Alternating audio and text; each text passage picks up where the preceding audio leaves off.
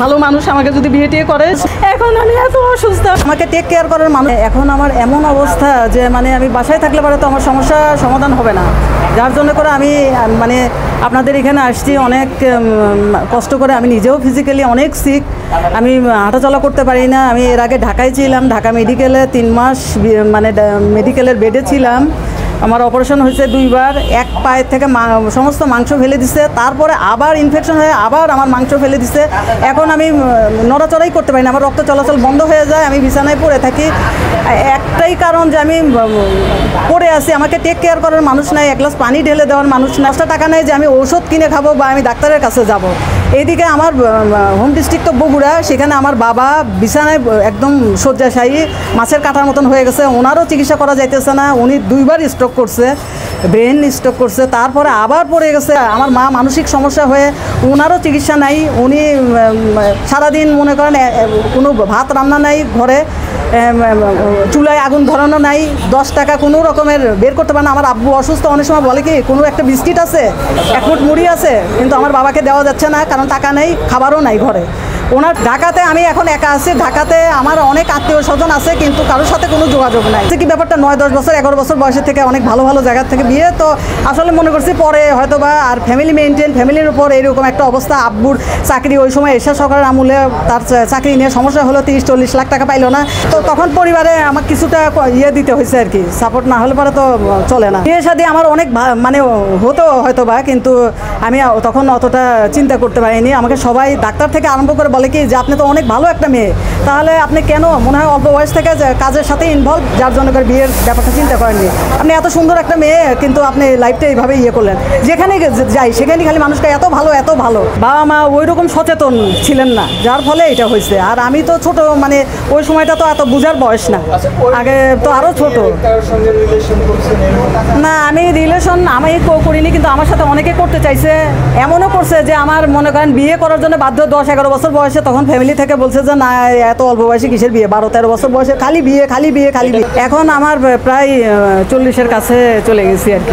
এখন যদি সেই রকম যদি ভালো লোক আসে যে আমাকে টেক কেয়ার করবে, মানসিক টর্চারিং করবে না কোনো রকম, এরকম লোক হলে পারে হয়তো বা বিবেচনা, হ্যাঁ। কারণ মানুষ বিয়ে করবে মানে আমাকে যদি সেইভাবে, হয়তো দেখা যাচ্ছে যে মানসিক টর্চারিং 2 দিন পরে আবার ওইরকম অত্যাচার অনাচার, এখন যে দেখি সমস্ত এগুলো দেখে ভয় লাগে, ভালো লাগে না। মানে কেন যেন মানুষ কেমন হয়ে গেছে, এই জিনিসগুলো আমার আর ভালো লাগতেছে না।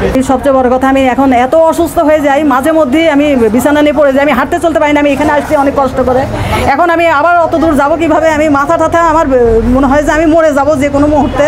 আমার এত হাই প্রেশার আপ ডাউন করে, আর ঘাড়ে রক্ত ছিঁড়ে যায়, তারপরে রক্ত চলাচল বন্ধ হয়ে যায়, একবার বিছানা নিয়ে পড়ে যায় আমি, এমন অবস্থা। আর এই ঘরের অবস্থা মানে ওইরকম নাই দেখেই আসলে ভালো একটা জায়গা থেকে যে বিয়ে করতে গেলে তো পরিবেশটা লাগবে, এইগুলো নাই। এখন আমি চাইতেছি সমাজে যদি হৃদয়বান লোক এরকম থাকে যে আমাকে কিছু আর্থিকভাবে সহযোগিতা করে, তাহলে মনে করেন একটু হয়তো দাঁড়া হইতে পারবো, আমার বাবাকে সুস্থ করতে পারবো, আমার ভাইটা ওর একটু পড়াশোনাটা হবে। আমি নিজেও অনেক মেধাবী একটা স্টুডেন্ট ছিলাম, আমি যেখানে আপনি আমার লাগাবেন সেখানে আমি পারফেক্টভাবে কাজ করে আপনাকে সুন্দরভাবে কাজ গোছায় দিতে পারবো। আর আমি সব সময় পরিশ্রমী মানুষ, আমি অনেক অল্প বয়সের থেকে অনেক ছোট, মানে অল্প, আমি কোনো সময়ের জন্য বসে থাকিনি। এখন আমি এত অসুস্থ, আমি চলতে ফিরতে পারি না, আমি কীভাবে কাজ করব? আমার যদি কিছু টাকা পয়সা হয় তাহলে আমি হয়তো বা বাসায় অনলাইনে কাজ করতে পারতাম, বা আমি কোনো একটা কুটির শিল্প বা কোনো একটা ছোট ব্যবসা করতে পারতাম। আমার টাকা পয়সা যদি কেউ সমাজে হৃদয়বান ব্যক্তি, আমার একটা নাম্বার আছে বিকাশ নাম্বার, ওই নাম্বারও যদি কিছু দেয় 01737114008, এই নাম্বারে যদি কিছু তাহলে না, বিয়ে আমাকে যদি ভালো লোক হয় তাহলে আমি তার কথা অ্যাকসেপ্ট করবো। আর যদি না, আনম্যারিডও না, মানে হয়তো ওনার ওয়াইফ মারা গেছে বা ওনার একটা সিমসাম পরিবেশ আছে, সেম এজ হোক বা 2-3 বছর বড় হোক বা এরকম, বা না ওরকম যদি হয় তাহলে বিবেচনা মানে, কারণ আমি অনেক ভালো একটা মানুষ, সবাই আমাকে ভালোবাসছে, দুনিয়ার শত শত মানুষ, হাজার হাজার মানুষ আমাকে খালি ভালো ভালো ভালো। আজকে আমার তো এখানে এসে এইভাবে কথা বলার কথা না। আমি যখন কোনো উপায় পাইনি আমি মনে করছি যে আমার একটাই যে আমাকে যদি কেউ এরকম ভালো মানুষ আমাকে যদি বিয়ে টিয়ে করে তাহলে আমি করতে পারবো। আর যদি আমাকে কিছু টাকা পয়সা আমার ওই নাম্বারটাতে যদি একটু কন্ট্রিবিউট করে, হেল্প করে, তাহলে আমার ফ্যামিলিটা বাঁচে, আমার বাবাকে আমি সুস্থ করতে পারি।